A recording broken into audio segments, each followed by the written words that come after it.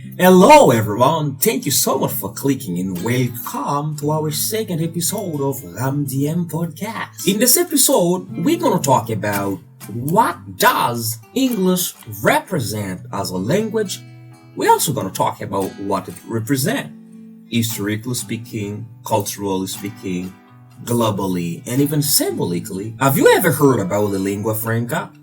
Do you have any idea why they call English a lingua franca? Alright, to be honest, a lingua franca sounds Spanish. Actually, this is not Spanish. You gotta wait until the end of this episode. I'm going to tell you in details what a lingua franca is. Let's get started now with a detailed picture of what English represents worldwide as a language, especially in terms of opportunities it can obtain. So first of all, it is seen as a symbol of connection. English represents the ability to cross borders, not just geographical, but also cultural and professional. In addition to this, English is seen as the neutral middle ground where people from different backgrounds can meet. Secondly, English can represent a career of culture and ideas.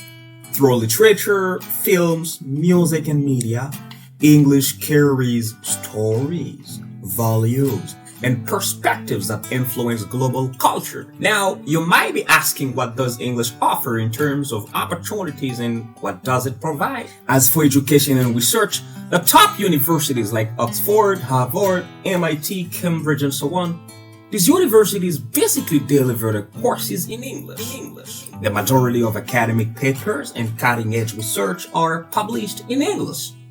Students with English skills can access scholarships, study abroad, and international exchange programs. In terms of career in business, English is the official or the dominant business language in multinational companies, finance, IT, aviation, and tourism.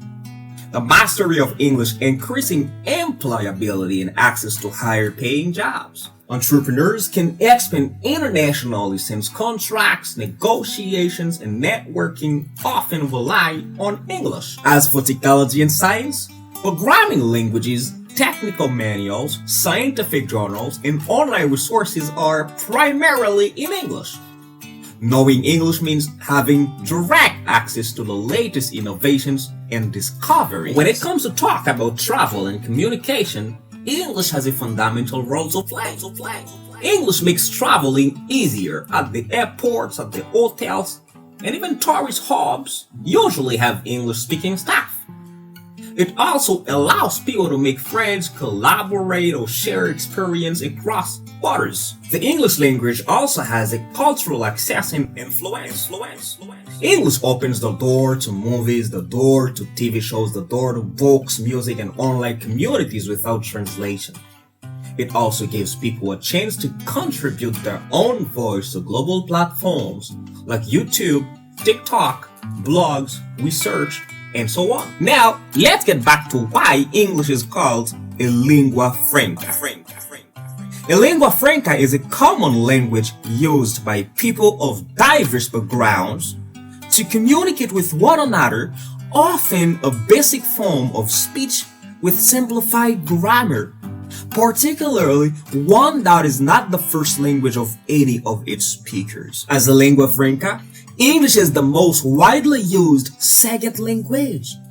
Even when two people don't share a native tongue, chances are they can communicate in English. It's the main working language in aviation, in maritime navigation, in diplomacy, and in scientific publishing.